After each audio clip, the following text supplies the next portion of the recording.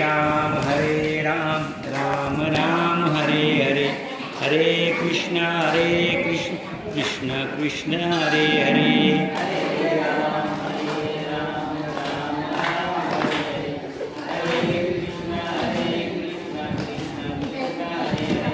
हरे राम राम राम हरे हरे, हरे कृष्ण कृष्ण कृष्ण हरे हरे।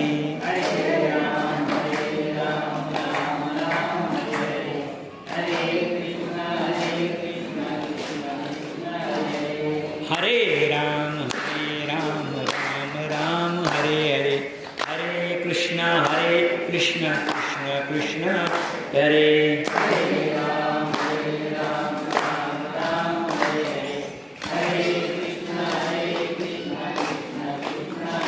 पुंडलीक वरदारी विठ्ठल श्री ज्ञानदेव तुकाराम पंढरीनाथ भगवान की जय। माऊली ज्ञानेश्वर महाराज की जय।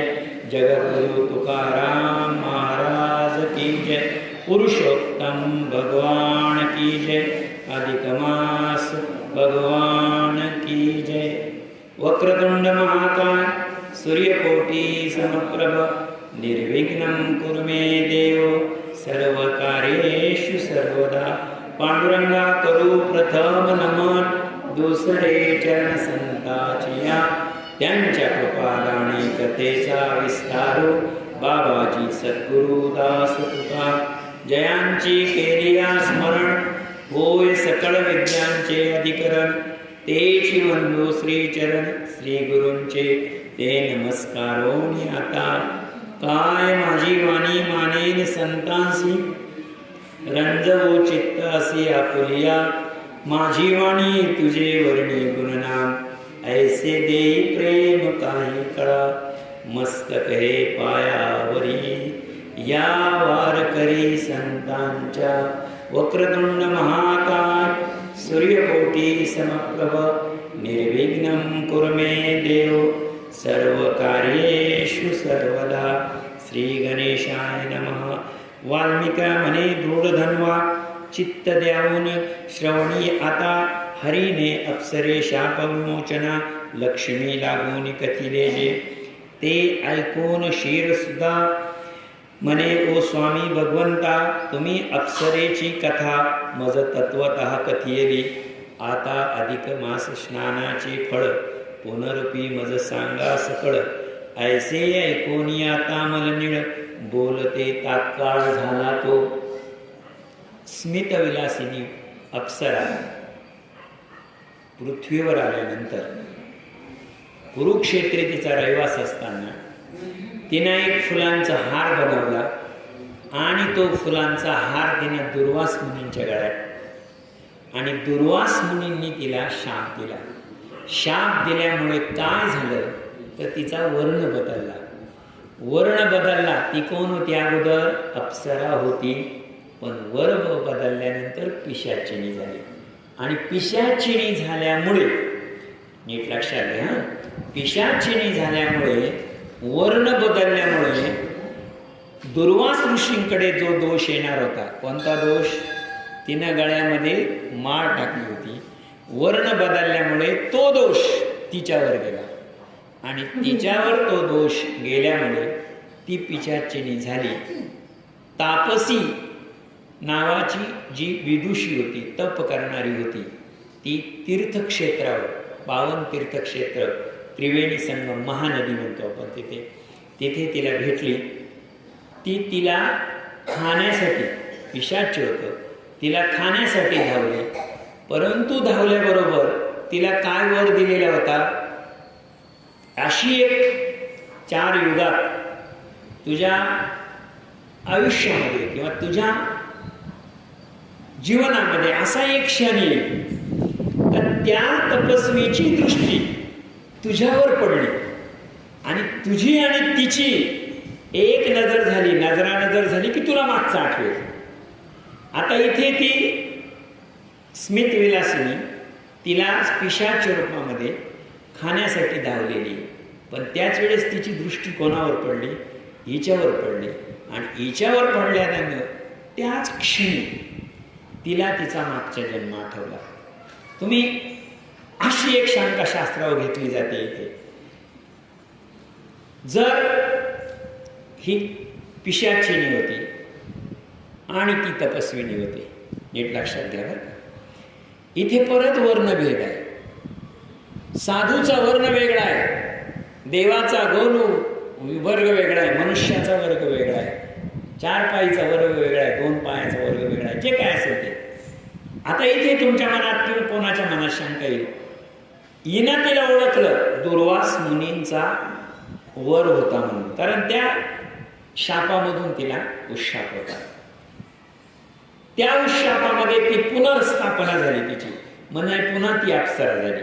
बरोबर आहे की नाही? मग आता इथे तुम्हाला शंका विचारायला पाहिजे, किंवा ती अप्सरा झाल्यानंतर ती प्राप्त कुठे होईल? स्वर्गाला होईल. लक्षात ठेवा. तुमची आमची धडपड कुठं चालू आहे? तुमची आमची सर्वांची धडपड एकच साठी, मोक्ष मिळावा. मोक्ष मिळावा म्हणजे काय? मोक्षाची काही अशी व्याख्या आहे का? तर मोक्षाची व्याख्या शास्त्रात सांगितलेली, दुःखाची निवृत्ती, परमानंदाची प्राप्ती म्हणजे मोक्ष. पुनर्जन्म खंडित होणं म्हणजे मोक्ष. आता इथे पुन्हा लक्षात घ्या, जी अप्सरा होती त्या विलासिनी, स्मित विलासिनीला पुढचा जन्म जो मिळणार आहे, नीट लक्षात घ्या, पुढचा जन्म मिळणार आहे तो कशाने मिळाला? पुन्हा एकदा सांगतो बरं का, आणि कुठं मिळाला. कारण ती कथा समजली तर पुढे प्रवेश होईल या कथेमध्ये. तापसी मिळालेली, तापसी ती जी तपस्वी, तिचं तप करीत होती, पण तिचं नाव तापसी या शास्त्राने. तापसीची तिची भेट झाली. भेट झाल्यानंतर तिला मोक्ष मिळाला. भेट कुठं झालेली आहे? महानदी संगम, म्हणजे आत्ताचं अयोध्या, त्रिवेणी संगमावर. त्रिवेणी संगमावर नीट लक्षात घ्या, त्रिवेणी संगमावर ज्यावेळेस पिशाच्य योनीमध्ये तिला ओळखलं आणि हिना तिला ओळखलं, त्यानंतर काय झालं? त्यानंतर तिला लगेच अप्सरा झाली का? ती नाही. फक्त तिथं तिचा उशाप झाला. आणि उशाप झाल्यानंतर ती जी तापसी आहे, तपस्वी म्हटलं तरी चालेल, कारण शास्त्रात तापसी नाव आलेलं आहे. तापसी सोबत तिची कुठं स्नान झालं? त्रिवेणी संगमामध्ये झालं. म्हणजे उशाप मिळाला. कधी मिळाला उशाप? ज्या वेळेस तिची आणि तिची नजरानजर झाली. पूर्ण विस्मरण झालेलं होतं. कोणाला? स्मित विलासिनीला. देहाचं भान होतं का? अंगावर काय कपडे होते हे माहित नाही. आंघोळ केली का? कित्येक दिवस तिने आंघोळ केलेलीच नव्हती. बरं, आपण कोणत्या दिशेला चाललोय आणि आपण कोणत्या दिशेला फिरतोय याचंही तिला भान होतं का? नव्हतं. आता लक्षात ठेवा, आता लक्षात ठेवा, आता इथे एक गोष्ट झालेली आहे. ज्यावेळेस तिची आणि तिची नजरानजर झाली त्यावेळेस पहिला तिचा दोष गेला. विस्मरण हा दोष केला आणि स्मरण झालं तिला. नीट लक्षात घ्या, विस्मरण आणि स्मरण. पुन्हा एकदा सांगतो, विस्मरण आणि स्मरण हा शरीराचा दोष आहे, आत्म्याचा दोष आहे. तुम्हाला कोणती तरी गोष्ट आठवली, आता आठवलं लागलं तर ही आपल्याची जाणीव, आपल्या आत्म्याची, शरीराची नाही. आठवायचंच ठरलं तर आपल्याला मागचे जन्म आठवायला पाहिजे खरं तर, जर आठवलंच म्हटलं तर. पण इथे हा होतो का ज्यावेळेस तिची आणि तिची नजरानजर झाली तिला स्मरण झालं, परंतु तिला जे पूर्ववत पुण्य प्राप्त झालं ते केवळ गंगेमध्ये केलेल्या स्नानानं, त्या स्नानानं तिला पुण्य झालं. मग आता लक्ष्मीने इथे सांगितलेलं आहे, जर जी तपविलासिनी होती ती शरीरावरचं तिचं म्हणजे विदेही अवस्था वेगळी, विदेही अवस्था वेगळी आणि मनुष्याचं शरीरामधून भान न राहणं, आपण व्यवहारात म्हणतो ना ते भानातून गेले, म्हणजे शरीराचा विसर पडणं ही वेगळी गोष्ट आहे आणि तपश्चर्येमध्ये विसर पडणं ही वेगळी गोष्ट आहे.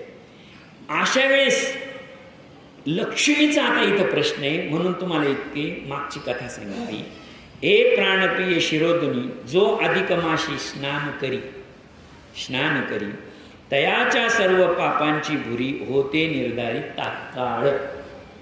तिला जो उद्धार झाला, तिचा जो उद्धार झाला, कोणाचा? स्मितविलासिनीचा. तिचा उद्धार झाला, फक्त तिला स्मरण झालं जेव्हा तापसीची तिची नजर झाली. दुर्वास मुनींनी असा शाप दिलेला होता का तुला तुझ्या जन्माचं, तुझ्या कुरुक्षेत्रात तोपर्यंतच फक्त तू देहावर राहशील. कुरुक्षेत्र सोडलं, एक पाऊल जरी बाहेर पडला तरी तुझं विस्मरण होऊन जाईल. कुरुक्षेत्र ही पावनभूमी आहे. कुरुक्षेत्राला कोणतेही पाप लागलेलं नाही. आणि कसं लागलं नाही ते मी काल तुम्हाला सांगितलेलं. त्या पवित्र भूमीवरती होती तोपर्यंत तिला स्मरण होतं. परंतु ती बाहेर गेल्यानंतर दुर्वास मुनींचा शाप तिला लागलेला होता. आणि दुर्वास मुनींच्या शापात उश्यात एकच होता, तापसीची जेव्हा तुझी भेट होईल तेव्हा तुला मागचं म्हणजे तुझं जी विस्मृती झालेली ती तू स्मृतीमध्ये येशील. पण स्मृतीमध्ये आल्यानंतर पुढे काय झालं, तिचं शरीर कसं पवित्र झालं आणि ती पूर्वपदावर, पूर्वस्थानावर कशी गेली, तर ती स्नानाने गेली. म्हणून इथे महालक्ष्मी भगवंताला प्रश्न विचारते की जर तिला जे पूर्वपद मिळालं ती पुन्हा अप्सरा झाली, ती केवळ एका स्नानानं झाली, तर या स्नानाचं महत्त्व मला सांगा, असा हा प्रश्न आहे. आणि हा संपूर्ण अध्याय अधिक मासातील स्नान ह्या व्रतावर आहे. आता आपला त्या कथेमध्ये प्रवेश होईल. ओवी कशी आहे त्याच्यामध्ये. हे प्राणिया शिरो, जो अधिक मासी नित्य स्नान करी तयाच्या सर्व पापाची बुरी होते निर्धारित तात्काळ. आता तो कदान होय सृष्टी कष्टी, यमपुरी न पडे दृष्टी, सर्व कार्य साधती सृष्टी आणि मनु संतुष्टी होय. मन संतुष्ट होणं, लक्षात ठेवा. माणसाचं दुःख कुठे आहे? माणसाचं दुःख शरीराला आज अशी परिस्थितीच राहिलेली नाही की सकाळ संध्याकाळ कोणी उपाशी राहील. गरीबातला गरीब माणूस एक त्याच्या घरामध्ये जेवतो 2 टाईम. खरं सांगा, तुम्ही जे शरीर घेऊन फिरताय, म्हणजे माझं तुमचं शरीर, काय त्याची गरज काय हो? त्याची गरज फक्त 2 टाईमाचं जेवण आहे. बरोबर आहे की नाही? तिसरी गरज आहे का त्याची? आपण त्याला कपडे घालतो वेगवेगळे. खरं तर त्याच्यावर एकच कपडा टाकला तर काही अडचण होणार नाही. साधू पुरुष एकच भगवा कपडा घालतात की नाही?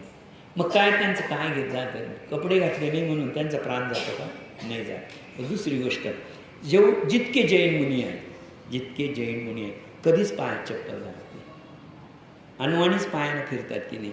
बरं, चप्पल नाही घातली म्हणून ते गेलेत का ते? नाही, उलट आपल्यापेक्षा जास्त जगले.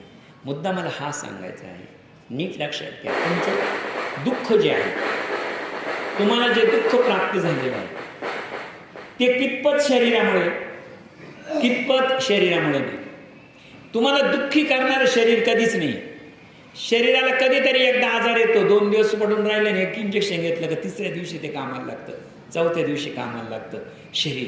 पण तुम्ही दुःखाचं मूळ कारण काय? तुमच्या दुःखाचं मूळ कारण इथे दिलेलं आहे. शरीर हे भोगण्यासाठी किंवा दुःख करण्यासाठी नाही आहे. शरीराचे जे दुःख आहे ते लगेच जाईल. पण ओवी नीट ऐका, सर्व कार्य साधते सृष्टी आणि मनुसंतुष्टी न होय. ज्याचं मन संतुष्ट नाही, मनामध्ये त्याच्या शांतता नाही, ज्याच्या मनामध्ये समाधान नाही, तो कायमच दुःखी. दुःखाचं मूळ कारण काय? दुःखाचं मूळ कारण आहे ते म्हणजे अशांत मन. मन एकदा भरकटलं का माणसाला दुःख सुरू होतं. म्हणून आता कोठे धावे मना, तुमचे चरण देखलिया, भाग गेला शीन गेला, अवघा झालासी आनंद. भगवान विष्णू सांगतात की जर तुला शरीर पवित्र करायचं असेल आणि शरीराबरोबरच मन पवित्र करायचं असेल तर ओवी काय सांगा, अधिक माशी नित्य स्नान होते मन संतुष्टी. जर तुम्हाला मन संतुष्ट करायचं असेल तर अधिक मासाचं एक स्नान किंवा स्नान हे तुमच्याकडून घडलं पाहिजे. आणि तो कदा न होय कष्टी, यम पुरे पडे न तयाची दृष्टी, सर्व कार्य साधती जो करी अधिक मासी स्नान तया सर्व देव होती प्रसन्न आणि तया तीर्थवागहन ऐसे होत असे. आता इथे शब्द आला तीर्थवगाहन.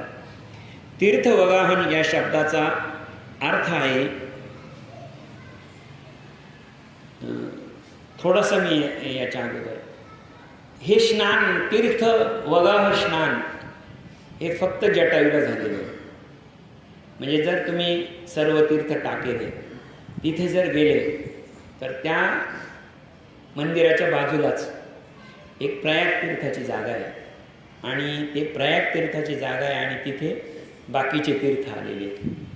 सर्व तीर्थाचं स्नान जर घडायचं असेल तर अधिक मासाचं स्नान आहे. जर तुम्हाला तुम्ही अधिक मासाचं स्नान केलं तर काय होतं, अधिक मासी जो विधियुक्त करी स्नानाशी द्वादश समान त्यासी फळ लाभते निष्वंशय. जो भक्तीने हरिदृष्ट्या मली मुलिस्थान करतो सतत तया महातीर्थ स्नान जनित फल यथार्थ लाभते. नीट लक्षात घ्या, जो भक्तीने हरितुष्ट्यर्थ आहे बरं का, शब्द नीट लक्षात ठेवा. आपण जी भक्ती करतो ती आपल्या मनानं करतो, परंतु ज्या भक्तीमध्ये आपण प्रसन्न होतो, जी भक्ती आत्मप्रसन्न करते, आपला आत्मा शांत करते, ती भक्ती आत्मसंतुष्ट झाली. काय झाली? आत्मसंतुष्ट झाली. पण ज्या भक्तीनं भगवंत हरी संतुष्ट होतो ती भक्ती हरिसंतुष्ट झाली. अधिक मासामध्ये जर तुम्ही कोणतीही भक्ती केली तर ती आत्मसंतुष्ट नाही, हरिसंतुष्ट. लक्षात ठेवा, संसार असा असावा, नेहमी असावा की तो आपला संसार भगवंताला आवडला पाहिजे. मग जर आपला संसार भगवंताला आवडला तर असं भगवंत आपला संसार करू लागतो. तुम्ही म्हणाल याची काही उदाहरण आहे का? ऊच नीच काही नेणे भगवंत हा 11 काढव्याचा अभंग आहे. 11 संतांचे त्यातले 4-5 मी सांगतो. कबीरासोबत शेले विणले की नाही, चोख्या मेळ्याचं बाळंपण केलं की नाही, माऊलींची भिंत ओढली का नाही, बरोबर आहे की नाही. तुकाराम महाराजांचे काय, तुकाराम महाराजांची ते कितीतरी कामं, तुकाराम महाराजांची कामं गाव त्या शिवबा कासाराचं पोरगं उठवलेले, असे प्रत्येक संतांचं काम केलेलं आहे. यांचा संसार कोण करू लागलं? देव करू लागला यांचा संसार. कारण जी भक्ती होती ती आत्मसंतुष्ट भक्ती नव्हती, हरिसंतुष्ट भक्ती होती. ज्या भक्तीमध्ये भगवान संतुष्ट होत होता, ज्या भक्तीमध्ये परमेश्वर संतुष्ट होत होता. आता तुम्ही प्रश्न विचारेल की आत्मसंतुष्ट भक्ती म्हणजे काय आणि हरिसंतुष्ट भक्ती म्हणजे काय, हा शंका लगेच आली पाहिजे आपल्याला. त्याचं उत्तर याच्यामध्ये. आणि मनसंतुष्टी, जो करी अधिक मासी स्नान, ज्याचं अधिक मासामध्ये स्नान, योगायोगानं आज सगळे स्नानालाच गेलेले, ज्याचं अधिक मासामध्ये स्नान होतं आणि भक्तिभावानं होतं. लक्षात ठेवा, कशानं होतं? भक्तिभावानं होतं आणि अधिक मासामध्ये होतं. त्याच्यामध्ये जे स्नान होतं ते आपल्या स्वतः करता नाही. खरंच सांगा, जे आज गंगेमध्ये आपल्या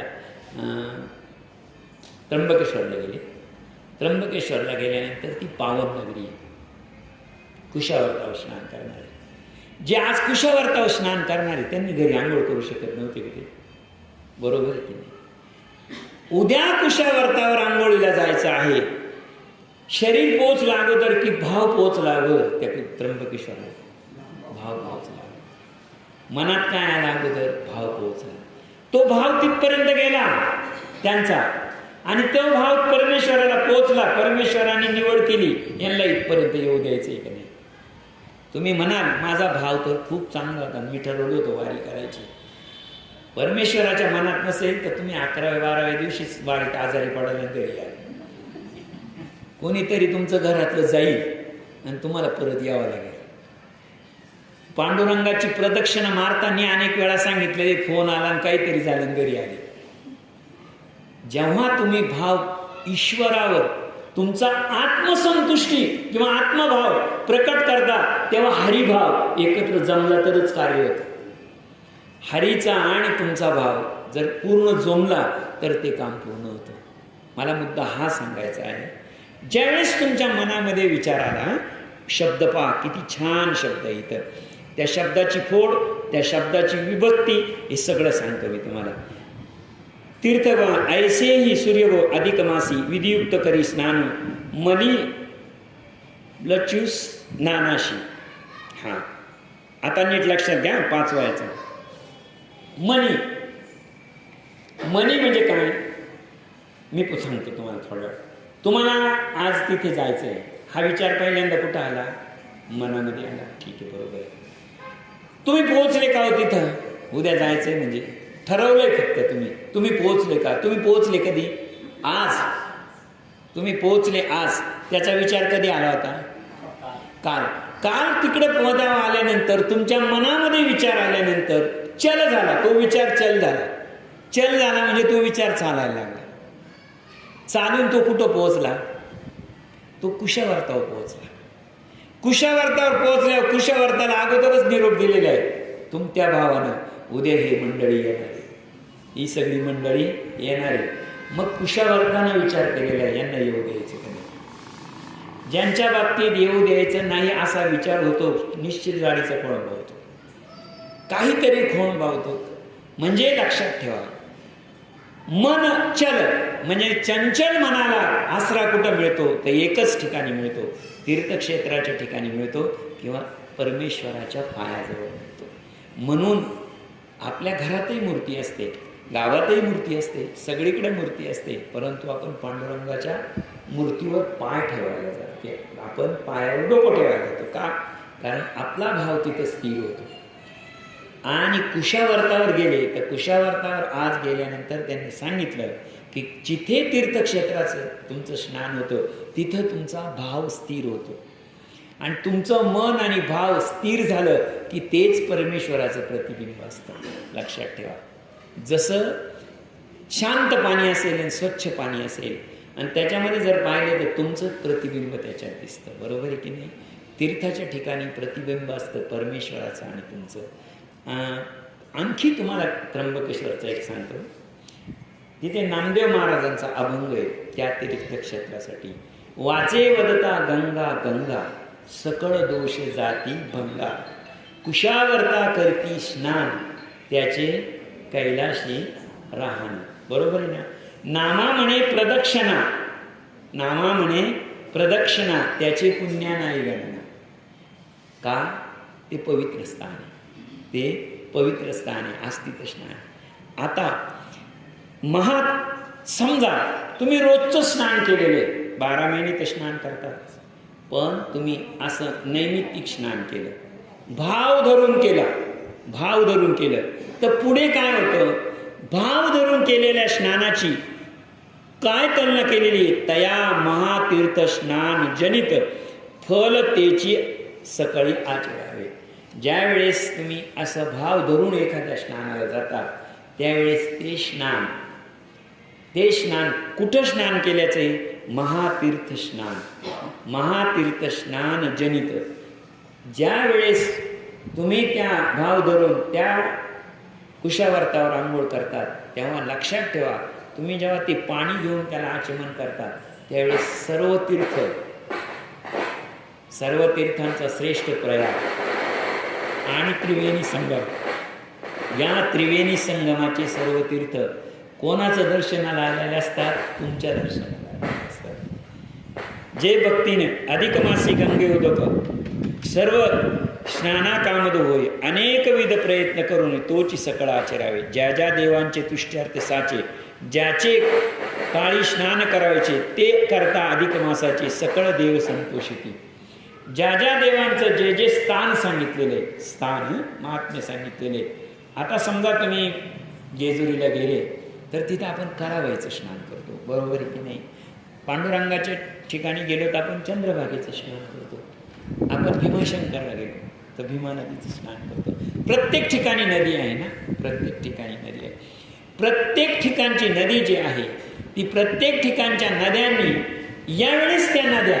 नीट लक्षात ठेवा, यावेळेस त्यांना द्या. आता तुम्हाला पुण्य लागतं, तुम्हाला पुण्य कमावं वाटतं की नाही? मला वाटतं या गादीवर बसल्यावर पुण्य मिळावं. पशु पक्षी मात्रा यांना वाटतं की नाही आपला उद्धार व्हावा, पुण्य मिळवावं. बरोबर आहे की नाही? मग मला सांगा, हे तीर्थ सुद्धा पुण्य मिळवावं असं त्या तीर्थांना वाटत असेल? कधीतरी आपणही पुण्य करावं असं त्या तीर्थांना वाटत असेल का? तर हे सर्व तीर्थ, जेवढे तीर्थ आहे महातीर्थ, तेवढे अधिक मासामध्ये ते तपाला बसलेले असतात. ते तपाला बसलेले असतात आणि ते पूजा करत असतात. कोणाची? आंघोळ करणाऱ्याची, आलेल्यांची वाट पाहत असतात. ते तुम्ही पंढरपूरच्या दर्शन बारीला जर गेले, दर्शन बारीला ते फिरता फिरता फिरता तिथं भिंतीवर जे काही अभंग लिहिलेले ते अभंग वाचायचे. ते अभंग सगळे अभंग जे आहेत हरिपाठाचे अभंग आहे आणि त्या भगवंत तुमची वाट पाहतोय अशा अर्थाचे सगळे अभंग आहे त्या भिंतीवर. टाइमपास म्हणायचं, समोरच्याला ढकलत नाही बसायचं, ते अभंग वाचत बसायचं. बरोबर ते अभंग सगळे जशी तुम्हाला ओढ लागते देवाची, तुम्हाला ओढ लागते देवाची, लक्षात ठेवा देवालाही ओढ लागते तुमची. कारण हे नातं काही जन्माचे. माऊली सांगतात, बाळछंद 22 जन्म, 22 जन्माचं मातून त्याचं नातं आहे. तसं तीर्थांचं तुमचं नातं जे आहे तेही जन्मोजन्मीचे तीर्थांचं. देवाच्या ठिकाणी तीर्थ असतात. आणि हा श्रावण मास जसा एखादा पुण्यप्राप्तीचा काळ असतो, पुण्यप्राप्तीचा काळ आहे, तुम्हाला आहे, तसा तो सगळ्या तीर्थांना आहे.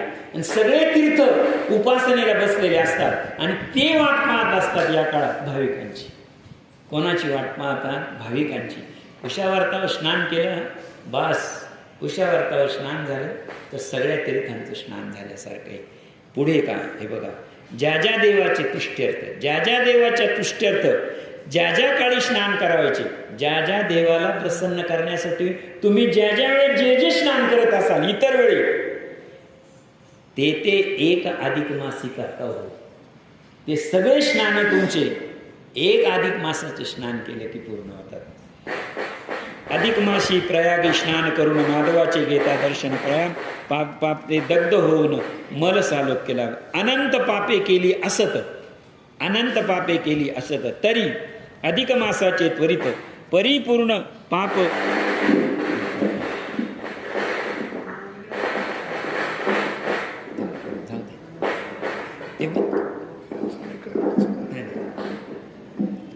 अधिक मासी स्नान करिता सरस्वती निरी सहस्र जन्माची पापे सारी सहस्र वाटा पळतात. आणि नीट लक्षात ठेवा, आता ही ओवी नीट समजावून घ्या. अनंत पापे केली असत तरी अधिक मासा स्नानेची त्वरित त्या पूर्ण पापापासून मुक्त होती जाण निश्चय. अनंत शब्द इथं पापाचं माप नाही, त्याचा अनेक माप आहे. जिथे अनंत शब्द आला तिथं लक्षात ठेवा जन्म आणि जन्माचा शब्द अनंतच लावला जातो. अनंत जन्माचे पुण्य होईल, अनंत जन्माचं पुण्य होतं. ज्यावेळेस अनंत जन्माचं पुण्य आणि अनंत जन्माचं जागलं तर लक्षात ठेवा तुमचे जे पाप आहेत, माऊलींनी सांगितले पापाचे कळप पळती पुढे. मग हे पाप कुठंतरी राहतच असेल ना, पाप कुठंतरी राहतच असेल ना. तर हे जे तीर्थ आहे त्या तीर्थांमध्ये तुम्ही 12 महिने आंघोळ करता ना आणि तुमचं पाप ते काढून घेतात. मग या पापाचा कळप तयार होतात ना, सगळे पाप कुठंतरी तयारच होतं ना. मग ते पापाचे जे कळप आहे ते सर्व तीर्थ या 1 महिन्यामध्ये उपासनेला बसलेले असतात. आणि त्या उपासनेला बसल्यावर नीट लक्षात घ्या, ओवी नीट लक्षात घ्या. स्नान करिता सरस्वती निरी सहस्र जन्मीचे पापी सारी सहस्र वाटा पळता ती. माऊली सांगतात पापाचे कळप पळती पुढे. ज्या वेळेस 1 महिन्याचं स्नान करेल असतं, हे तुमचे जे सगळे पाप असतात हे पाप असतात, त्या 1 महिन्याच्या पुण्यानंतर ही पाप सर्व त्या तीर्थामधून ते सर्व सरस्वती नदीमधून गंगेमधून पळून जातात. आणि नीट लक्षात घ्यावा, जेथे पापची नाही नामाची ऐसे केले. 14व्या अध्यायामध्ये एक ओवी आहे, तरी कीर्तनाचे नि नटनाचे नाशिले व्यवसाय प्रायश्चित्ताचे तेथे नामची नाही पापाचे, ऐसे केले. पापाचं नावच नाही. आता 1 महिन्याच्या तीर्थांच्या तपानं, तीर्थ तपानं त्यांची सगळी निवृत्ती काय होते? पाप निवृत्ती होऊन जाते त्यांची. आणि पाप निवृत्ती झाल्यानंतर आता पुढे चंद्र सूर्य ग्रहणासमयी पाप निवृत्ती किती वेळा होते? अधिक मासामध्ये होते. आणखीन कधी होते? चंद्र सूर्य ग्रहणाच्या वेळी. हे जे मांत्रिक लोक असतात, हे चंद्र आणि सूर्य ग्रहणाच्या वेळेस कमरे इतक्या पाण्यात उभे राहतात आणि त्यांचे मंत्र उजळून घेतात. काय उजळून घेतात? त्याला एक कारण आहे. तो जो काळ आहे ग्रहणाचा काळ, तो ग्रहणाचा काळ असतो. तो ग्रहणाचा काळ काय असतो? तर त्या ग्रहणाच्या काळामध्ये नीट लक्षात घ्या, चंद्र सूर्याला ग्रहण लागलं त्या काळामध्ये ते जे मंत्र आहे, तो जो मंत्र आहे, तो मंत्र स्वतःच बाहेर येण्याच्या तयारीत असतो. आणि तो बाहेर आल्यानंतर, तो बाहेर आल्यानंतर जो काय मंत्र असेल तो स्वतः स्नान करून घेतो. कशात स्नान करून घेतो? त्या माणसानं केलेलं स्नान, त्या मांत्रिकानं केलेलं स्नान हे त्या मंत्राचं स्नान असतं. म्हणजे अधिक मासामध्ये आपण जे स्नान करतो त्या स्नानाची बरोबरी काय आहे? चंद्रग्रहण सूर्यासमयी कोटी गोदानांचे पुण्य होई, तेची अधिक मासी शुद्ध होई, स्नान करिता पावे. आणि चंद्र आणि सूर्य ग्रहणाचं स्नान झालं की गाय दान करावं लागते, दान करावं लागतं. इथे सांगितलेले कोटी गोदानाचे जे पुण्य होईल, ज्यावेळेस एखादा मांत्रिक गाय दान करतो प्रत्येक ग्रहावर. मी तुम्हाला काल कोटी शब्दाचा अर्थ सांगितला. कोटी म्हणजे प्रकार, कोटी म्हणजे प्रकार, आणि 33 कोटी म्हणजे 33 प्रकारचे. 11 रुद्र, 12 आदित्य, 8 वसू, 11 आदित्य. हे बघा, कालची एक ओवी आहे. कालच्या ओवीमध्ये मी तुम्हाला काल हा हिशोब सांगितला होता. 8 वसू, 8 काय आहे? वसू. 11 रुद्र, 12 आदित्य, 11 19 आणि 12 31, बरोबर. 1 इंद्र आणि 1 प्रजापती ब्रह्म, झाले 33 देवता प्रसन्न असतात. कधी? अधिक मासाच्या स्नानाच्या वेळी आणि चंद्र सूर्य ग्रहणाच्या वेळी. जर तुम्ही दान केलं, कोटी गायीच्या दानाचं पुण्य जे इतर वेळेला तुम्हाला मिळालेलं असतं ते ह्या काळामध्ये परमेश्वर देण्यासाठी तयार असतो. कुरुक्षेत्र तीर्था सतेती स्नान करिता जे फलप्राप्ती आणि लक्ष विप्राम तृप्तीपर्यंत सुभोजन देत असे. कुरुक्षेत्राची मी तुम्हाला काल कथा सांगितलेली. कुरुक्षेत्र हे पावन तीर्थ आहे आणि त्या कुरुक्षेत्रावर आंघोळ केली तर ब्राह्मणांना दान दिल्याचं पुण्य लागतं. तेची अधिक माशी प्राप्त होय मानवाशी आणि पितरांशी तर्पिले होय. देवत्व लभते देवा कारणी तैसेच ऋषी देवर्षी जाणे विमल झाले सकळे. जो महामूर्ख मानव कुणी अधिक मास न करी स्नान तो घोर संसार नरकातून मुक्तो न होय कदापि. आणि एवढं शास्त्र सांगितलेलं आहे, पण शास्त्राला सांगू नये, स्नानाचं महत्त्व सांगू नये. एखादा शंका घेईलच शास्त्रावर, हे काही खरं नाही, याचं काही खरं नाही. बऱ्याचदा आपल्या ग्रंथांवर असं लिहिलं म्हणून लिहिलं. ज्यावेळेस वेद तयार झाले, ज्यावेळेस पुराण तयार झाले, ज्यावेळेस शास्त्र तयार झाले, ज्ञानेश्वरी तयार झाली, त्याच्यानंतर एकनाथी भागवत झालं 15व्या शतकात आणि 16व्या 17व्या शतकाचा गाथा आहे तुकाराम महाराज. खरंच सांगा, आमच्या पुढच्या पिढी याच्यावर पोचतील किंवा आम्हाला काहीतरी पुरस्कार मिळेल याच्यासाठी लिहून ठेवलेले की याच्यासाठी लिहिलेले. माऊलींनी ठरवलं असतं तर अरे काल लिखाणाला सुरुवात केलेला लेखक 5-25 पुस्तकं लिहून ठेवतो 2 वर्षात. किती पुस्तकं लिहितो? 5-25 पुस्तकं लिहितो. 16व्या वर्षी ज्ञानेश्वरी लिहिणाऱ्या माऊलींनी नुसतेच पुस्तकं लिहायचे ठरवले असते तर बैलगाडी इतके पुस्तकं लिहिली असते. रामदासभाऊ मनसुखांचं एक वाक्य होतं, माऊलींनी जर ग्रंथच लिहायचं ठरवलं असतं, काय ग्रंथ लिहायचं ठरवलं असतं तर काका सुडी रचली असती त्यांनी ग्रंथाची. काय रचली असती? सुडी रचली असती ग्रंथाची. नुसतंच लेखक व्हायचं असते तर. पण ते लेखक नव्हते, ते संत होते.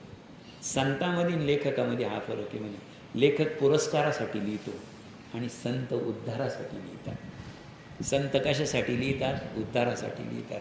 त्यांचं वाक्य आहे, ते म्हणायचे, चांगला पोहणारा जर असेल ना, पट्टीचा पोहणारा, तर त्याची सगळी ताकद महापुरामध्ये जिरते. जिरते का नाही? महापुरामध्ये जिरते. तुम्हाला सांगितलं, तो म्हणे किती मोठा पैलवान असू द्या, किती मोठा पैलवान असू द्या, त्याची सगळी ताकद कुठं जिरते? लाल मातीमध्ये, तालमीत जिरते. बरोबर आहे की नाही? आणि विद्वानाची ताकद ज्ञानेश्वरीत जिरते. ज्ञानेश्वरी त्यालाच खरे ताकद असेल, खरे विद्वान असेल तुम्ही, खरंच जर तुम्हाला बुद्धी असेल, ज्ञानेश्वरीतले ओव्या सोडवा. त्यावेळेस कळतो बुद्धी काय, त्यावेळेस कळतो तो कस काय त्या बुद्धीचा. ज्ञानेश्वरी एकदा तुमची झाली का तुकाराम महाराजांचा गाथा आहे तो आपोआप होतो. पुढे भागवत आपोआप होतं. बोलिलेले कुरे वेडी वाकुडी उत्तरे, करा क्षमा अपराध महाराज तुम्ही सिद्ध. माऊली हे तुकाराम महाराजांचे शब्द आहेत. तुका म्हणे, ज्ञानेश्वरा राखा पाया पे इंकरा. तुमच्या पायातली जी धूळ आहे ना, त्यातलं इतकं ज्ञान आहे. माऊलींची ही ज्या ओव्या आहेत, त्याच ओव्यामध्ये माऊलींनी स्नानाचं महत्त्व सांगितलं आहे. श्रीमद भगवद्गीतेमध्ये सुचिरभूततेचं सांगितलं, ज्ञानेश्वरीमध्ये सांगितलं.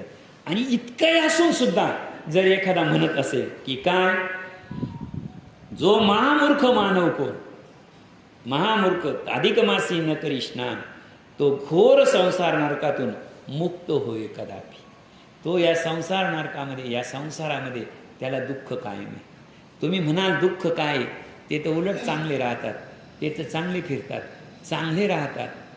एक लक्षात ठेवा, ज्यावेळेस एखादा मनुष्य असतो, एखादा मनुष्य अनितीने वागतो, अनितीने वागतो, लक्षात ठेवा, तरी त्याची भरभराट होत असते. बघा तुम्ही, आज पापी लोकांची भरभराट ताबडतोब होते. हे मी नाही, तुम्हाला पटायलाच नाही, खूप भरभराट होते ताबडतोब. अनितीने वागणाऱ्याची भरभराट होते. काकाजी एकदा एक साधू असे चालले होते आणि तिथे ना पूर्वी झाड आहे ना, झाड, पूर्वी झाड असं कापलं असं पडलं का झाड, पूर्वी कापलं, त्याच्या अशा वर दशा राहतात बघा, खोडाच्या वर. आता कटर मशीन आले एकदम मुळापासून, पण झाड पडलं तीक्ष्ण असे कटर राहतात. आणि ते तीक्ष्ण असे त्याचे ते असे उगवलेले, ते इतकं तीक्ष्ण. त्या रस्त्याने एक साधू जात होता. एक साधू जायचा आणि त्याच्या मागे शिष्य जायचे. ते जोगही जायचे. संध्याकाळची वेळ, साधू शिष्य मागे चालला होता. शिष्य मागे चालले आणि साधू चालले. अचानक साधू नामस्मरणामध्ये भगवंताचं नामस्मरण करत चालले आणि त्या कापलेल्या झाडाच्या ज्या तीक्ष्ण होते त्याच्यावर साधूचा पाय पडला.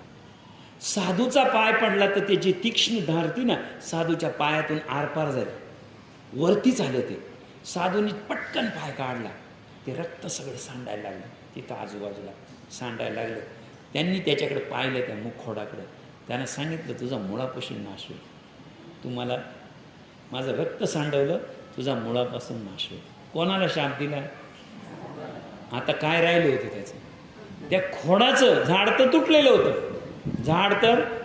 होतं, राहिलेलं होतं फक्त त्या 2-4 दशा, आणि त्याच्यावर साधूचा पाय पडला. शिष्यानं पाहिलं, आपला वेळ निष्काळजी जातोय ते काय म्हणे, का? अरे याने शाप कोणाला दिलाय? त्या खोडाला. ते खोड काय राहिलंय त्याचं? आता तोडून उद्या येईल 1-2 लोक आणि ते खोड काढून नेतील, संपला ना. वरचं झाड तर गेलेच ना, आणि हे वाळूनच जाणार आहे. याचं काय मनापासून काय याला शाप दिला? हे गेले तिकडं. शिष्यानं मलमपट्टी केली पायाला, झाडपाला आणला, लावला. त्यांनी सांगितलं, माझा पाय दुखतो, मधुकर्या मागायला तू एकटाच जा. एकटा गेल्यानंतर हा त्या रस्त्यानं जायचा आणि तिकडनं त्याच रस्त्याने परत यायचा. ते झाड पाहिलं का त्याला तो रक्ताचा डाग दिसायचा. त्या रक्ताचा डाग दिसला का त्याला तो साधूचा पाय आठवायचा. पाय आठवला का त्याला साधू झोपडीत बसलेले आठवायचे आणि साधूचा शाप आठवायचा. काय आठवायचा? शाप. हे चाललं तिकडं, साधूचा पाय बरा होईना. 8-10 दिवस झाले, ते जे खोड होतं ना, त्याच्यातून एक डीग निघाला ना वरती. त्याच्यातून काय निघाला? डीर निघाला वरती. त्याच्यातून वरती डीर निघाल्यानंतर हा रोज पाहायचा. इकडं जाताना हे झाड, आपले गुरुजी, त्यांचा पाय, हे रक्त आणि दिलेला शाप, आणि गुरुजी आश्रमात. अहो तो डीर चांगला वरती वरती वरती यायला लागला. याचं मन आणखी शंकित झालं. काय काय आपले गुरु काय शाप दिलाय, याला मुळापासून नाश होईल म्हणे, आणि याला शाप दिलाय आणि हे तर चांगलं वाढायला लागलं. अहो इतका झपाट्यानं वाढलं का 1 वर्षामध्ये साधू जिथल्या तिथं राहिले. पाय काही बरा झाला नाही, साधूला उठता येत नव्हतं, चालता येत नव्हतं. आणि या खोडामधून जो काही डीर निघाला होता ते चांगलं तजेलदार झाड झालं, चांगलं मोठं झाड झालं. आणि ते इतकं झापडलं ते सगळ्या झाडांच्या वर दिसायला लागलं. त्यांना गुरुचं सोडून जाता जाता झाडाचं दर्शन घ्यायला लागला. का दर्शन? आपल्या साधूपेक्षा हेच पॉवरफुल आहे. शाप काय होता? तुझा मुळासकट नाश होईल. आणि येतं त्या सापाला उलट येतं मोठं झाड झाले. तो गुरुच्या पाया पडला की मैदुकरी घेतली का लगेच त्या झाडाच्या पाया पडायचा. झाडाला तो हळूहळू प्रदक्षिणा घालायला लागला. गुरुपेक्षा त्याला काय वाटायला लागलं? ते श्रेष्ठ वाटायला लागलं. त्यांना पाहिलं 1 वर्षामध्ये आपला गुरु, पायाची जखम बरी नाही का काही नाही, गुरु आहे तिथल्या तिथं, आहे तिथल्या तिथं. आणि झाड तर मोठं, किती मोठं झाड झालं. हळूहळू असं झालं का त्याच्या झोपडीतून फक्त एकच झाड त्याला दिसायला लागलं. इतकं उंच झालं. जंगलात किती उंच झालं ते, त्यांच्या पर्णकुटीवरून ते झाड त्यांना दिसायला लागलं.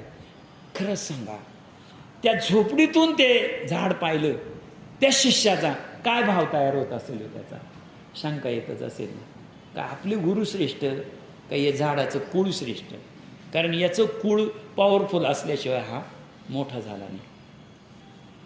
त्याच्या मनात शंका यायची, पण गुरुला काही बोलायची सोय नाही.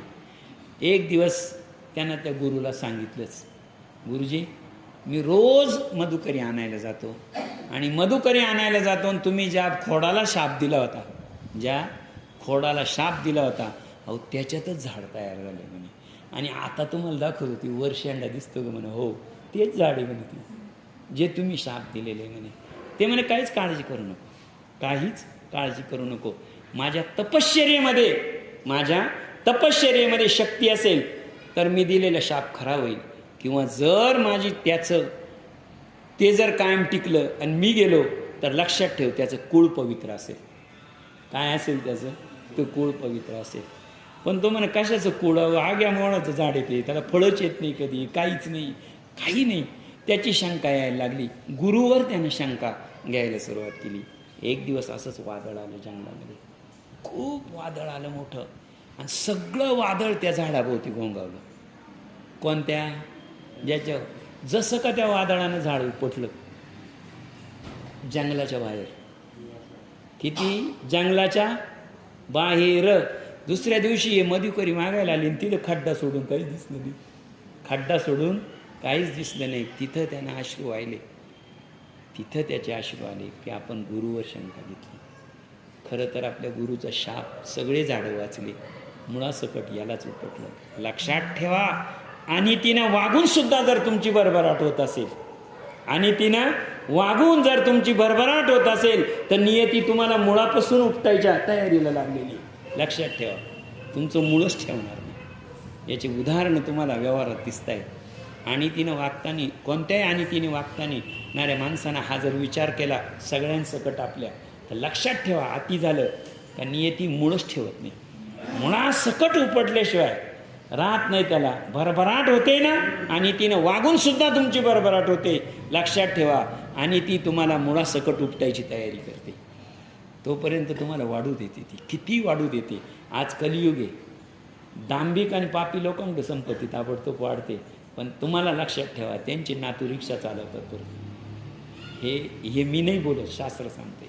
मी बोलण्या इतका आणि तसं सांगण्या इतका सांगण्याची पात्रता आहे माझी. कोणाला उपदेश करण्याची, आशीर्वाद देण्याची अजिबात पात्रता नाही, अजिबात. पण मी सांगतो, जर शास्त्रावर एखाद्या महापापीने शंका घेतली तर याच्यावर काय म्हणले? जो महामूर्ख मानव कोणी अधिक माशी स्नान करी, ते घोर संसारातून मुक्त न हो काय, ज्याचे जन्म वृथा होय बघ तरवता ते दंभे स्नान करता मुक्ती होता असे. एखाद्या माणसाबरोबर माझा विश्वास नाही, पण आमच्या दाजी म्हणले चला आजच्या दिवस. मागच्या वेळेस आमची दाजी बहीण आणि आम्ही एकाच गाडीत गेलो होतो त्र्यंबकेश्वरच्या. पण म्हटले चला आमच्याबरोबर. डॉक्टर साहेबांनी मला नेलं कुठं, पंढरपूरच्या वारीला नेलं. इच्छा नसती पण वारीला नेलं आणि तिथं स्नान झालं, त्र्यंबकेश्वरला स्नान झालं. ऐका हां, ज्याचे जन्म वृथा नसे विश्वासा, ज्याच्या जन्मात विश्वास नाही काही नाही, पण एखाद्याच्या संग जाऊन जर त्याला असं स्नान घडलं तर पुढे काय होतं, तो मुक्त होत असे देहासहित. त्याची तर मुक्ती होती, पण त्याची मुक्तीबरोबर तुमचीही मुक्ती होती. जे मदभक्तीने अधिक माशी स्नान करती विनयसी ते तीर्थ स्नान त्याशी इय परिलाभते आणि शिवादी देव संपूर्ण सदा तयासी राहती प्रसन्न मनोनी सर्वदा अधिक मासी स्नान करावे. यज्ञ यादाधिक जे नश्रमता मुनीचे योग्यता ते भवती या सर्वता अधिक स्नान करावे. जे यज्ञ करून राजाला पुण्य मिळतं, जे तप करून साधूला पुण्य मिळतं. पुन्हा ऐका, जे यज्ञ करून राजाला पुण्य मिळतं आणि जे तप करून साधूला पुण्य मिळतं, तेच तप तुम्ही अधिक मासाच्या स्नानानं तेवढंच पुण्य तुम्हाला मिळतं. मग लक्षात ठेवा, या स्नानानं तुम्ही साधूही होता आणि देवही होता, साधूही होता, देवही होता आणि ऋषी होता. नाना यज्ञ गृहयज्ञ आणि इष्टपूर्तत्या केल्या वाचूने जे स्वर्ग इच्छिता तयांनी अधिक मास करावे, अधिक स्नान करावे. गोमुखीतील वस्त्र सुवर्ण अन्नादी दिल्याने स्वर्गास इच्छिती जाण अधिक मासी करावे. स्तवनू शेषल्या विन सर्व लोका इच्छिती त्यायानं अधिक मास स्नान करावे. जर तुम्हाला आता पुढे वैशाखी तपचैत, जर तुम्हाला मनात एखादी इच्छा असेल आणि ती पूर्ण व्हावी वाटत असेल तर लक्षात ठेवा, आपण स्नान करताना नेहमी एकच बुडी घ्यावी, नाही तर 3 बुडी करावी. बरं का, तुम्ही म्हणाल 3 का करावी? 1 बुडी केली तर ती सर्व डायरेक्ट परमेश्वराला भेटते, पण पहिली बुडी केली तुम्ही तर ती देवांसाठी असते. दुसरी बुडी मारतो आपण ती आपल्या पितरांसाठी असते, आणि तिसरी जी असते ती आपल्या मनोकामनेसाठी असते. म्हणजे तीर्थक्षेत्रात गेलं तर एकच बुडी मारावी, नाहीतर 3 माराव्या, आणि तिसऱ्या वेळेस आपल्या मनातली इच्छा त्या मनात धरून बुडी मारावी. जर असं तुम्ही केलं, पहिल्याच वेळा म्हणायचं नाही माझं लगेच होऊ दे, नाही. पहिली जी असते ती देवाला असतं. लहान पोरं खेळतात, एकदम गोट्या खेळतात, लहान पोरं अज्ञानी असतात, तरी ते म्हणतात पहिला डाव देवाला. म्हणतात की नाही? लहान मुलांना हे कळतं हो, की पहिलं जे असतं ते देवाला अर्पण करायचं. आपल्याला कळू नये, त्याच्यामुळं पहिलं डोकं बडवलं की काहीच बोलायचं नाही, ते देवाला मिळतं. दुसऱ्यांदा जर बुडी केली तर ती कुठं मिळते? तुमच्या पितरांना मिळते. आणि तिसऱ्यांदा तुमची इच्छा सांगावी. पहिल्याच याला तुमच्या इच्छा सांगितल्या तर लक्षात ठेवा, ते स्नानच वाया जाईल.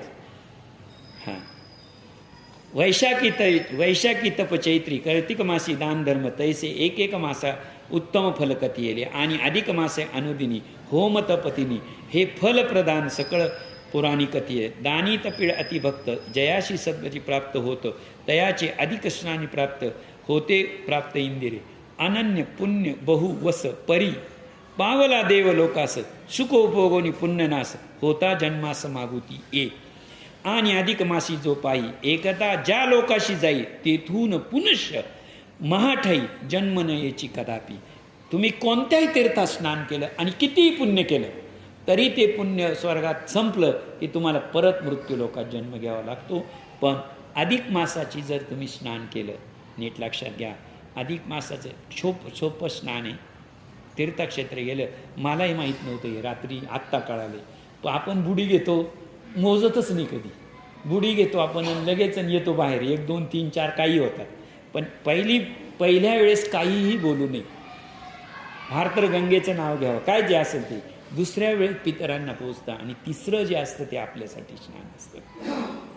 प्रिय अधिक माशांहून पवित्र काही न शोधिता त्रिजगत हे पापनाशक विचित्र सर्वत्र मान्य. इतर कृत्यांचे नाही कारण हेची सर्व पाप ऐसे कृशान इंधने जैसे इंधने जळ संपूर्ण जाळीतो. हे प्रकारे हितकारी जन्ममरणाचे फेरेवारी आणि नरनारी मुक्त सत्वर ऐसे अधिक मास निश्चिम ज्याचे महिमान की शिव आणि सहस्रवदन नव्हेत संवर्णन आहे परी केवळ लोकितार्थ मी तुझ कथिले किंचित याची श्रवण पटणे त्वरित पापेश मस्त लोपती आणि आधी व्याधी जाती हरून सकळ कामना होती पूर्ण ऐसे सांगून स्नान महिमान पुनश्य भगन बोलले. प्रिये अधिक माशी नित्य स्नान जे घडे करावे त्रिदिन तयाचे फळ संपूर्ण वर्णू काय शकेल. एकतर 3 वेळा स्नान करावं मी तुम्हाला सांगितलं किंवा एकदा करावं. एकदा वेळेला 3 वेळा म्हणजे एकदा स्नानात तुम्ही 3 वेळा. खरं तर आज आपली सगळी मंडळी गेली हा अध्याय काल पाहिजे होता. म्हणजे त्यांना ते कळालं असतं. पण असं आहे त्यांचं पुण्य कामात आलंय म्हणून आज आपण स्नानावर बोलतोय. ते प्रत्यक्ष स्नान करतात आणि आपण स्नानावर बोलतोय. पुण्य सारखंच आहे दोघांना. जर आपल्याला एका स्नानामध्ये 3 वेळा करावं किंवा 3 दिवस करावं. पहिलं स्नान तुमचं देवांना जाईल, दुसरं स्नान तुमच्या पितरांना जाईल आणि तिसरं स्नान हे तुमच्यासाठी राहील. एका दिवसामध्ये एका स्नानात 3 वेळा तुम्ही तर्पण केलं म्हणजे असं बुडी मारली तर चालेल किंवा 3 दिवस केलं तरी चालेल. सर्व सुख हे दीर्घ जीवित निरोगिता सुकरती बहुत मोक्ष इत्यादी समस्त कर्मे लाभती येण्याचे ऐसे हरीचे ऐकून वाणी पद्मामणी चक्रपाणी पुन्हा पुन्हा मी प्रश्नीने रागमणीने धरावा. आता इथे लक्ष्मीला शंका आली. सारखं स्नानाचं विचारतोय आपण भगवंताला राग येईल म्हणून ती काय सांगते मला स्नानाविषयी पुढं सांगा आणखी मनात राग आणू नका. काय बावळ आपण म्हणतो ना एखादं काय येडपट आहे रे तेच असं व्यवहारात बोलतो ना आपण. आणि एक लक्षात ठेवा हा संवाद कोणाचा आहे. हा संवाद जो आहे तो वाल्मिक आणि दृढधन्वा राजाचा आहे. परंतु प्रत्यक्ष संवाद हा महालक्ष्मीचा नारायणाचा आहे. भक्ती कामना हेच प्रभूचे मुख्य कारण म्हणून निर्भीडपणे आता तुम्हाला विनवते. अधिक मासी त्रिदिनी स्नान कोणासी गती मिळेल कैसी ती साध्यंत्य कथा तुझं वाचून सांगतो ती ऐक. त्रिदिनी 3 दिवस स्नान करावं किंवा एका दिवशी त्रिकाल करावं. त्रिकाल म्हणजे काय 3 काळामध्ये करावं. नाही ते एका स्नानाला 3 प्रार्थना करावं. 3 स्नानं सांगितले मी तुम्हाला. त्रिदिनी स्नान म्हणजे 3 दिवस स्नान बरोबर आहे. त्रिकाल म्हणजे संध्याकाळ म्हणजे सकाळी सूर्य उगवतो तो एक काळ, त्याच्यानंतर रात्र आणि दिवस यांची एकत्र मिळतात तो संध्याकाळ ती एक काळ, आणि दुपारी मध्यान्ही सूर्य डोक्यावर असताना त्रिकाल संध्या आहे. त्रिकाल संध्या जमली नाही, त्रिदिन नाही जमलं, एकच स्नानामध्ये 3दा डोकं बुडवावं माणसानं. डोकं बुडवलं तरी त्यांचं स्नान पूर्ण होईल. ऐसे ऐकून सारंग पाणी म्हणे प्रिया क्षीरोनंदिनी एक अद्भुत कथा तुझं लागून सांगत होती ऐक. या सगळ्याची एक कथा तुला सांगतो ती आता ऐक. आता या अध्यायाची कथा. दक्षिण देशी अतिपवित्र गोदातिरी जे पैठण नाम सुंदर तया एक नगर त्या माझी चातुर्वर्ण समस्त स्वधर्म वर्तितो श्रुती स्मृती सदाचारयुक्त असते पंडित सर्वय ऐशा त्या नगरी पूर्वी देखा आचार प्रिय सर्व धर्मनामक शर्मा नामक एक ब्राह्मण राहत असे. हे बघ म्हणे मी तुला सांगतो लक्ष्मी ऐक आता लक्ष देऊन ऐक. गोदावरीच्या तीरी एक पैठण नावाचं शहर आहे आजही पैठण आहे. त्या पैठणमध्ये एक ब्राह्मण राहत होता आणि त्या ब्राह्मणाचा राहत होता तर त्याचं नाव होतं धर्मशर्मा हे नाव होतं त्याचं. आता तो धर्मशर्मा कसा होता तर तो त्रिकाल संध्या करणारा ब्राह्मण होता, वेद जाणणारा होता, वर्तमान भविष्य जाणणारा होता आणि सदाचरणी होता, आचरणाने शुद्ध होता. तो अत्यंत बुद्धिमान सज्ज महाविद्वान श्रद्धापूर्वक नियम अनुदिन सदाचारण करीत असे. किती चिंत वाहिला येत कदाचित तो किती चिंतत वाहिला अधिक मासी प्राप्त झाला तेथेची स्नाने सर्व जीवाला महापुण्य होय. ते धर्मशर्म्याने मनात चिंतेले काय करावे. वृद्धापकाळामुळे अधिक मासात नित्य स्नान यथाशक्ती नाही करीती त्रिदिनी यथा स्नान करीन. अधिक मासा हा अदनाश सानेविन दौडू नये यथाशक्ती धर्माचरण करावे श्रुती वचन म्हणून शक्तीनुसार मी त्रिदिनी स्नान करील. माशी सिंधू जे शर्म निर्मिले पुढे मलमासाती बहुप्रीतीने त्रिदिनी स्नान आरंभिले. गौतमा माझी यथाविध 2 दिवस सारिले स्नान. तृतीय दिनी पिशून उठून गौतमी लागून पावला. 3 दिवस आता त्याची वय झालेलं होतं. शारीरिक वय जर झालं तर आंघोळीला पर्याय हरिनामाची आंघोळी. त्याची अवस्था तशीच झाली होती. त्यानं ठरवलं अधिक मास आलाय, जरी आपल्याकडून त्रिदिनी आंघोळ झाली नाही, म्हणजे 3 दिवसाची नाही झाली तर आपण त्रिकाल करू. समजा आपल्याला त्रिकाल झाली नाही तरी आपण त्रिवर्त करू, म्हणजे 3 एकाच वेळेत त्रिवर्त करू. स्नान करून या नित्यवत शुद्ध काम. मग त्याने काय केलं, त्याची जी शक्ती होती ती एकाच वेळेत तो गेला आणि त्रिवर्त स्नान केलं. म्हणजे काय, एकदा गेला बुडी मारली, दुसरी बुडी मारली आणि तिसरी बुडी मारली आणि असं केलं आणि त्यानं गंगेचं पाणी कमंडलूमध्ये भरलं. आता त्या ब्राह्मण डोळ्यापुढे आणा. त्याची शारीरिक स्थिती अशी आहे का तो आंघोळ करू शकत नाही, अशी होती. अशी स्नान करून या नित्यवत शुद्ध कमंडलू जलपूर्वी हस्ती घेऊन स्वगृहापर्यंत जावया परतला. ती अरुणोदयाची शुभ वेळ, सकाळचं स्नान आहे. नक्षत्र प्रकाश मंदावला. तो मार्गी जाता त्या ब्राह्मणाला प्रेत भेटायला औचित. असं चालत असताना त्याचं आंघोळ झालेली सकाळची आंघोळ झालेली आहे. त्यानंतर त्यानं कमंडलूमध्ये पाणी घेतलेलं आहे आणि तो घरी चाललेला आहे. स्नान झालेलं आहे. स्नानानंतर जप आहे, जप करत तो चाललेला आहे आणि घरी गेल्यावर दीप आहे. असे 3 हे. तर त्या चालत असताना त्याला रस्त्याच्या एका बाजूला, उजव्या बाजूला एक प्रेत दिसलं.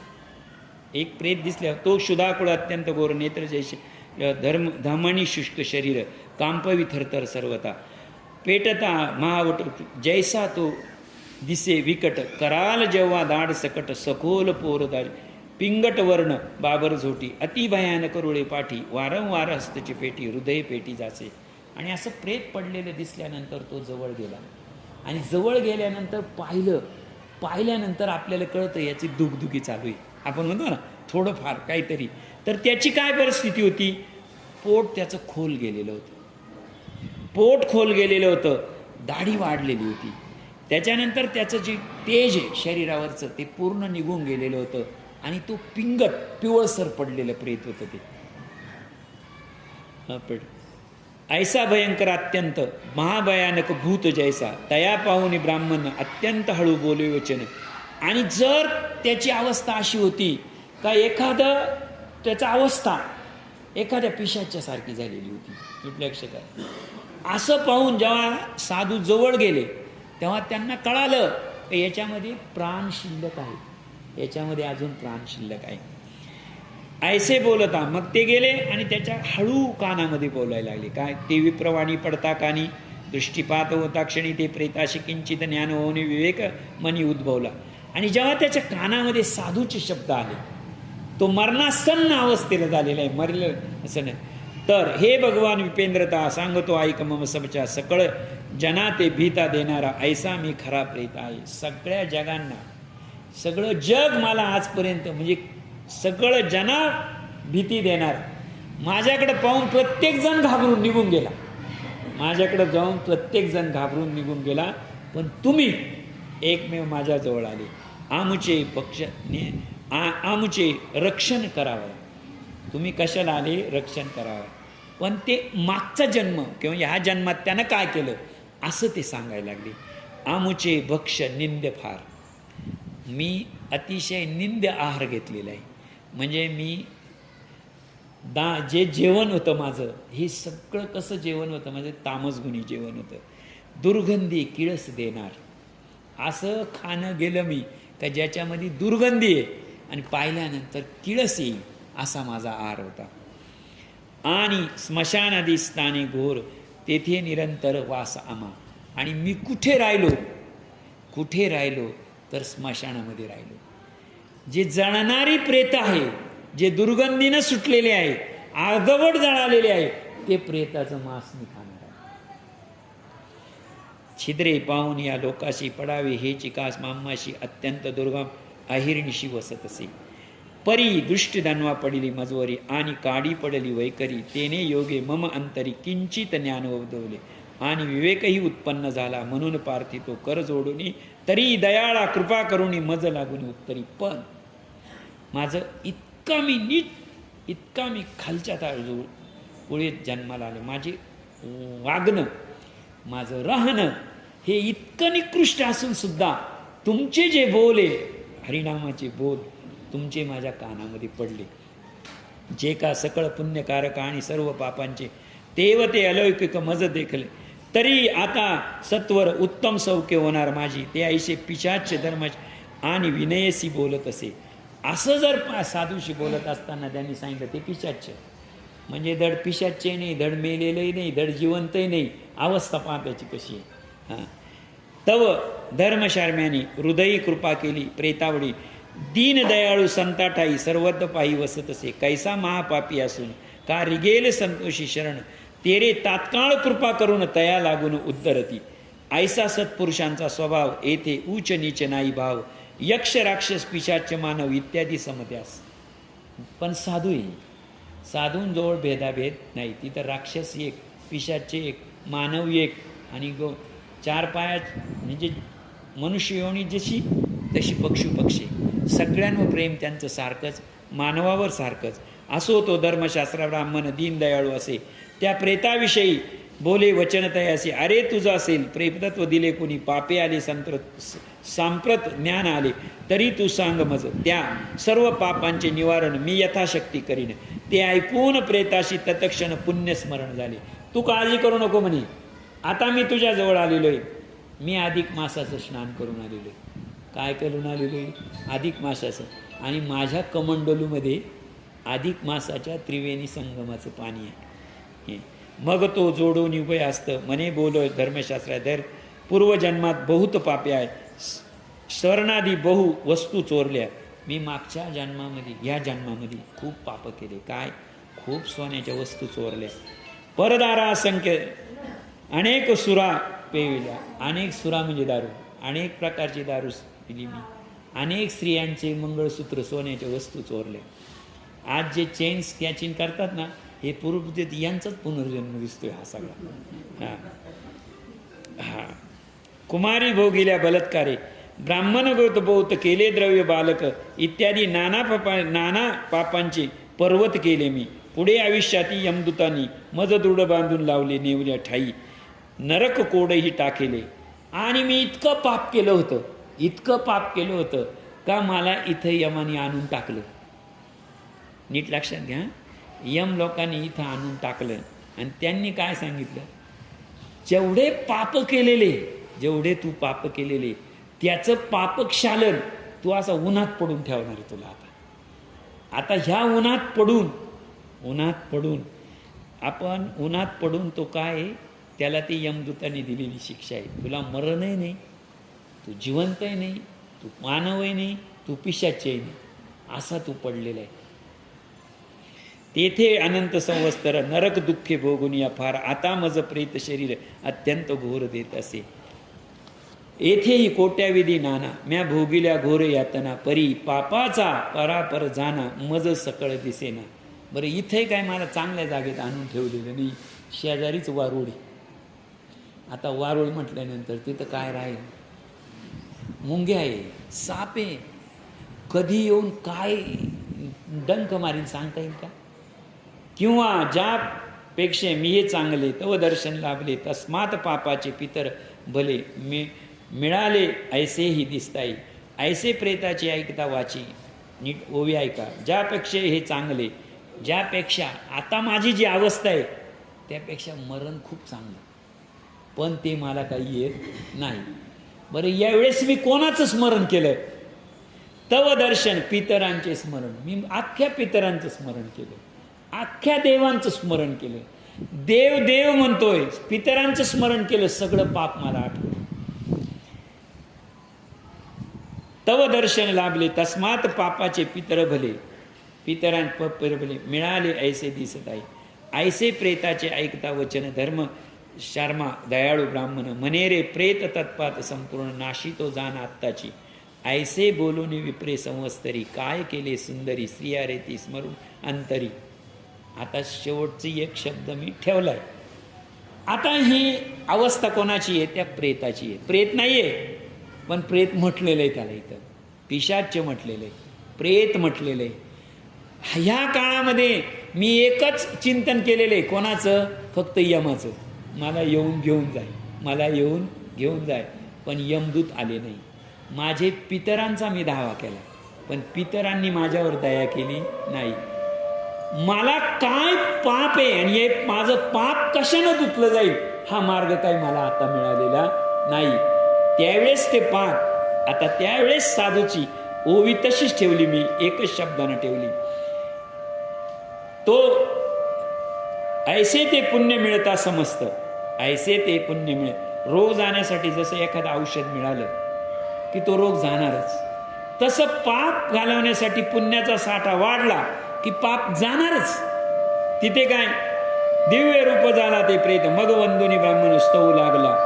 मग नाना भोग परिपूर्ण आणि अप्सरा गणिक संकीर्ण ते अत्युत्तम झाले, स्वर्गावणी उतरले. तया माझी तो बैसुनी तत्क्षणी अप्सरास भावे स्तवेती विप्र लागुनी तत्समाजे आनंदे पावता झाला.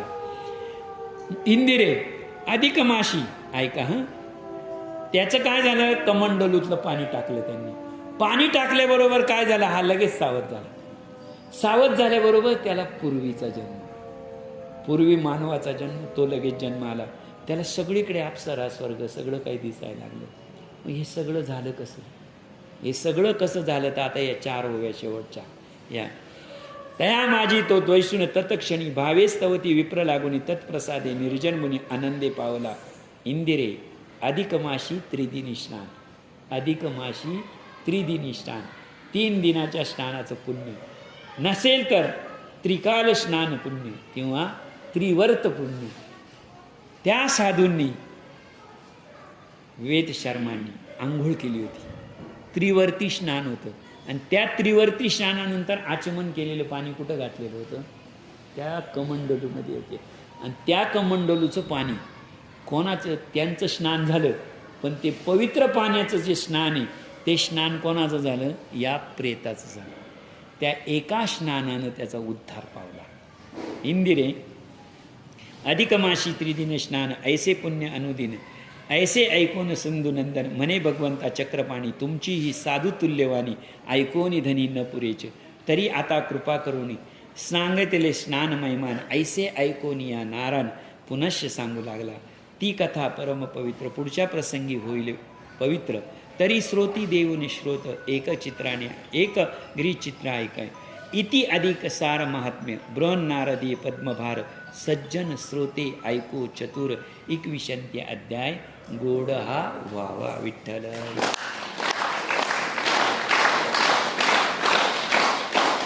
कुंडलिक वरदाहार विठ्ठल श्री ज्ञानदेव तुकाराम पंढरीनाथ भगवान की जय. माऊली ज्ञानेश्वर महाराज की जय. जगद्गुरु तुकाराम महाराज की जय. पुरुषोत्तम भगवान की जय. अधिक मास भगवान की